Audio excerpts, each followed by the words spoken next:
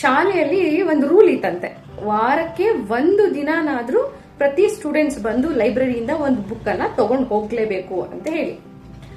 ಒಬ್ಬ ಸ್ಟೂಡೆಂಟ್ ಏನ್ ಮಾಡ್ತಾನೆ, ಯಾವಾಗ್ಲೂ ಲೈಬ್ರರಿಗೆ ಹೋಗ್ತಾ ಇರ್ತಾನೆ, ಒಂದಷ್ಟು ಪುಸ್ತಕಗಳನ್ನ ತಗೋತಾ ಇರ್ತಾನೆ, ಮನೆಗೆ ತಗೊಂಡ್ ಬಂದು ಇಟ್ಕೊಂತಾನೆ.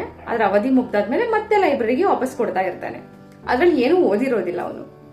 ಲೈಬ್ರರಿಯನ್ ಒಂದ್ಸಲಿ ಕೇಳಿದ್ರಂತೆ, ಈ ಪುಸ್ತಕ ತಗೊಂಡು ಹೋಗಿದ್ಯಲ್ಲ, ಓದಿದ್ಯೇನೋ ಅಂತ. ಅದಕ್ಕೆ ಅವ್ನು ಹೇಳಿದಂತೆ, ಹಾ ಸರ್, ಪೂರ್ತಿ ಓದಿದೀನಿ ಅಂತ. ನೋಡೋಕೆ ಇಷ್ಟು ಕ್ಲಿಷ್ಟಕರವಾಗಿದೆ ಅಂತ ಕೇಳಿದ್ರಂತೆ. ಅದಕ್ಕೆ ಅವ್ನು ಹೇಳಿದಂತೆ, ನೀವು ಕೊಟ್ಟಾಗ್ಲೇ ಹಂಗಿತ್ರ ಸರ್ ಅಂತ.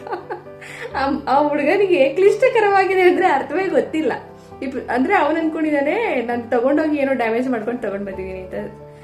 ಮಾರಲ್ ಆಫ್ ದ ಸ್ಟೋರಿ ಏನಪ್ಪಾ ಅಂತಂದ್ರೆ, ಕೆಲವು ರೂಲ್ಸ್ ಗಳನ್ನ ನಾವು ಮಾಡಿರ್ತೀವಿ, ಆ ರೂಲ್ಸ್ ಇಂದ ಮಗುವಿಗೆ ಅಥವಾ ಮಕ್ಕಳಿಗೆ, ಶಾಲೆಯಲ್ಲಿರೋ ಮಕ್ಕಳಿಗೆ ಅಥವಾ ನನ್ನ ತರಗತಿ ಮಕ್ಕಳಿಗೆ ಅದು ಎಷ್ಟು ಯೂಸ್ಫುಲ್ ಆಗ್ತಾ ಇದೆ ಅಥವಾ ಅದನ್ನ ಬಳಸ್ಕೊತಾ ಇದಾವ ಮಕ್ಕಳು ಅಂತ ಯೋಚನೆ ಮಾಡಿರೋದಿಲ್ಲ. ಸುಮ್ನೆ ರೂಲ್ಸ್ ಗಳು ಮಾಡಿರ್ತೀವಿ. ಅಂತ ರೂಲ್ಸ್ ಗಳು ಬೇಜಾನ್ ಸ್ಕೂಲ್ಗಳಲ್ಲಿ.